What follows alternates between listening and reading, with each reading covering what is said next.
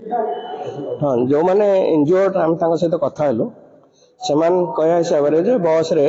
पाखापाखि 60 ରୁ 70 लोक थिले बोली किंतु एठी जो मैंने इंजुअर्ड अच्छा 6-7 जन अच्छा अन्य इंजुअर्ड मैंने ऑलरेडी से शिफ्ट हो गले एससीबी रे भी जो माने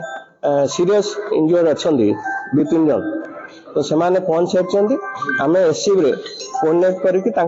ट्रिटमेंट एवं स्टार्ट हो जाइए तेणु किसी असुविधा ना एससीबी रे एवं एठी जो मैंने अच्छा माइनर इंजुरी अच्छी 3टी कैजुआलिटी अच्छी तो प्राय जना पड़ी से चांदबाली एरिया लोक मैंने देखो जहाँ एवं तो माने रोड सेफ्टी वीक काली ठार स्टार्ट होती अवेयरनेस करा पथ प्रांत माने स्ट्रीट प्ले भी करा काली आम रथ कराई जहाँ सहयोग मिलवा कथा सरकार हिसाब से सीएम तरफ कि रेड क्रॉस से समस्त सहयोग निश्चित भाव मिले ट्रिटमेंट समस्त को आम इंस्ट्रक्शन देचु जो मैंने गुरुतर इंजुरी अच्छा से एससीबी स्थानांतर कर समस्त फ्री ट्रिटमेंट कर